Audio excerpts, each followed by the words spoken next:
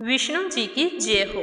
तो आज भगवान सूर्य देव का आशीर्वाद पाने के लिए अपने सुनते हैं भगवान सूर्य नारायण की कथा। प्रेम से बोलो सूर्य देवता की जय हो। एक समय की बात है। प्राचीन काल में एक बुढ़िया रहती थी। वह नियमित रूप से रविवार का व्रत किया करती थी। भगवान सूर्य देव की परम भगत थी। रविवार के दिन सूर्योदय से पहले उठकर बुढ़िया स्नान आदि से निवृत्त होकर घर के आंगन को गाय के गोबर से लीपकर स्वच्छ करती। उसके बाद सूर्य भगवान की पूजा करते हुए रविवार व्रत कथा सुनकर सूर्य देव को जल से अर्घ्य देती और भोग लगाकर दिन में एक ही समय भोजन किया करती थी। तो सूर्य भगवान की कृपा से बुढ़िया को किसी प्रकार की चिंता या कष्ट नहीं था। धीरे धीरे उसका घर धन धान्य से भर रहा था। तो बुढ़िया को इतनी सुखी और संपन्न देखकर उसकी पड़ोसन उसे जलने लगी। बुढ़िया के कोई गाय नहीं थी। बुढ़िया के बच्चे परदेश में रहते थे, तो वो बूढ़ी थी, खुद गाय संभाल नहीं सकती थी। तो वह अपनी पड़ोसन के घर जाकर वहाँ से गाय का गोबर लाकर आंगन को लीपा करती थी। तो पड़ोसन सोचने लगी कि अगर मैं गाय को घर के अंदर बांध लूँ तो बुढ़िया को गाय का गोबर नहीं मिलेगा, तो वह ना तो आंगन लीप सकेगी और आंगन ना लीप पाने के कारण सूर्य देव की पूजा भी नहीं कर पाएगी। फिर देखती हूँ कि यह बुढ़िया व्रत कैसे रखती है। तो अगला रविवार आने पर उसकी पड़ोसन ने गाय को घर के अंदर बांध लिया और बुढ़िया को गाय का गोबर नहीं मिला। तो वो सोचती रही कि आंगन को किससे लीपूं। आंगन नहीं लीप पाने के कारण बुढ़िया ने सूर्य देव को भोग भी नहीं लगाया और उस दिन स्वयं भी भगवान को स्मरण करते हुए सूर्यास्त होने पर भूखी प्यासी सो गई। तो इस तरह उसे सोया हुआ देखकर सूर्य देव को दया आ गई। तो उन्होंने अपनी कृपा दिखाई। प्रातःकाल हुई तो बुढ़िया की आंख खुली तो देखा उसके घर के आंगन में एक सफ़ेद रंग की सुंदर सी गाय और बछड़ा खड़ा है। तो वो तो देखकर हैरान हो गई। उसने जल्दी से गाय को बांध दिया और लाकर उसे चारा खिलाया। अब वह गाय बुढ़िया को दूध भी देती। तभी पड़ोसन ने उस बुढ़िया के आंगन में बंधी हुई सुंदर गाय और बछड़े को देखा तो वह उससे और भी अधिक जलने लगी। तभी पड़ोसन के देखते ही देखते गाय ने सोने का गोबर किया। तो गोबर को देखते ही पड़ोसन की आंखें तो फटी की फटी रह गई। उसने जल्दी से इधर उधर देखा कि बुढ़िया कहीं दिखाई तो नहीं दे रही और जाकर उस गोबर को उठा लिया और अपने घर ले आई। अपनी गाय का गोबर वहाँ रखाई।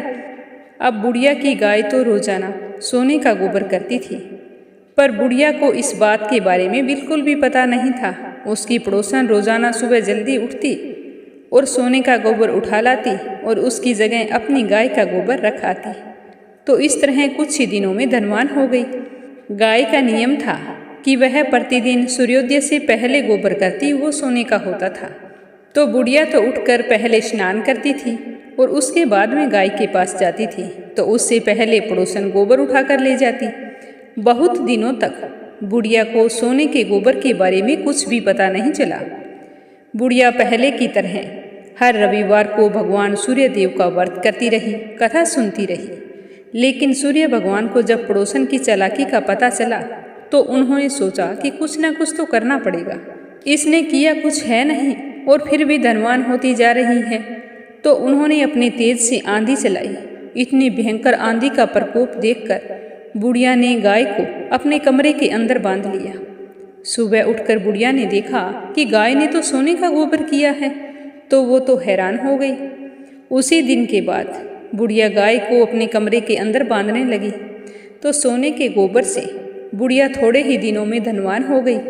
बुढ़िया के धनी होने से उसकी पड़ोसन बुरी तरह से जल भूनकर राख हो गई। उसने सोचा कि मैं बुढ़िया को इस तरह धनवान नहीं होने दूंगी। तो उसने अपने पति को समझा बुझाकर नगर के राजा के पास भेज दिया। तो उसका पति अपनी पत्नी के कहने पर राजा के पास गया और जाकर बोला कि महाराज, हमारे पड़ोस में एक बुढ़िया रहती है। उसके पास सफ़ेद रंग की सुंदर सी गाय है। वो प्रतिदिन सूर्योदय से पहले सोने का गोबर करती है। मैं चाहता हूँ कि ऐसी गाय तो राजमहल में होनी चाहिए। बुढ़िया के इस तरह की गाय क्या काम की। तो राजा सुनकर बहुत ही खुश हुए और अपने मंत्रियों को भेजकर कहा कि जाओ, उस बुढ़िया के पास गाय है, उसे राजमहल में लेकर आओ। तो राजा की आज्ञा पाकर राजा के आदमी उस बुढ़िया के पास गए और जाकर कहा कि राजा का आदेश है, इस गाय को राजमहल लेकर जाना है। तो सुनकर बुढ़िया बड़ी ही दुखी हुई और कहने लगी कि यह गाय मुझे स्वयं सूर्य भगवान ने दी है, आप इसे मत लेकर जाओ। मैं रविवार को सूर्य भगवान की पूजा करती हूँ, तो घर का आंगन लीपने के लिए मुझे गाय का गोबर चाहिए।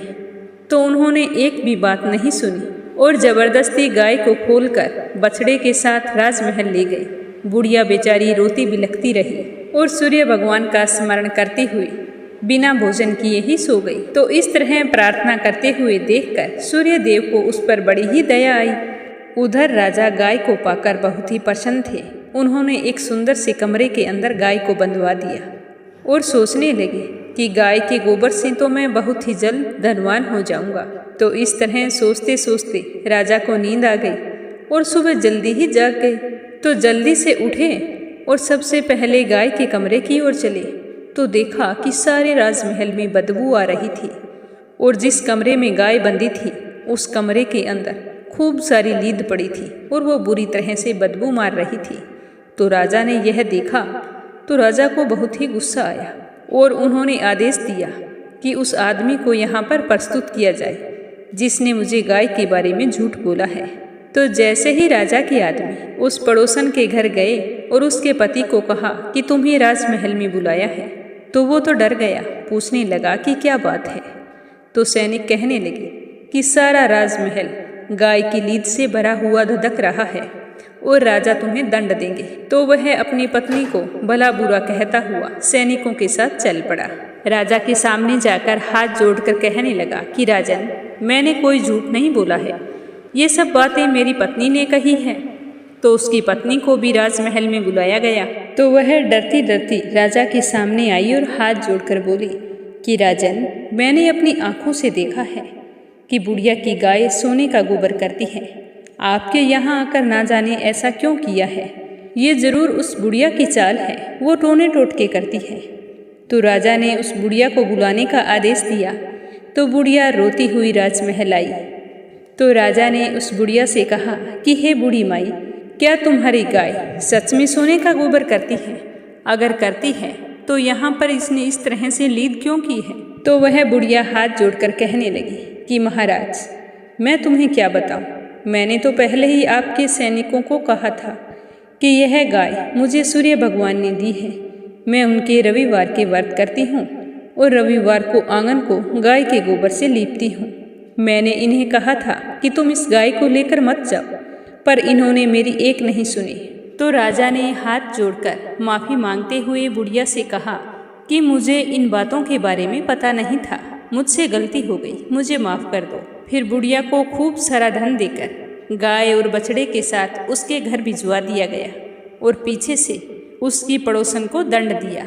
राजा ने कहा कि मैं तुम्हें दंड देता हूँ कि इस महल में जितनी भी लीद हैं तुम हाथों से इकट्ठी करो, क्योंकि तुमने भोली वाली बुढ़िया के साथ छल किया है, इसकी यही सजा है। फिर राजा ने पूरे राज्य में घोषणा करवाई कि सारे स्त्री पुरुष रविवार का व्रत करें। तो राजा की आज्ञा से राज्य के सारे लोग रविवार का व्रत करने लगे। तो सूर्य देव की कृपा से सबके घर धन धान्य से भर गए। राज्य में चारों ओर खुशहाली छा गई। सारे स्त्री पुरुष सुखी जीवन यापन करने लगे। सभी लोगों के शारीरिक कष्ट दूर हो गए। बोलो सूर्य भगवान की जय हो। कथा समाप्त होते ही कमेंट बॉक्स में सूर्य नारायण की जय हो जरूर लिखें और कंचन भक्ति सागर चैनल को सब्सक्राइब करके इस वीडियो को ज़्यादा से ज़्यादा शेयर करें। आप सभी को सूर्य देव का आशीर्वाद प्राप्त हो।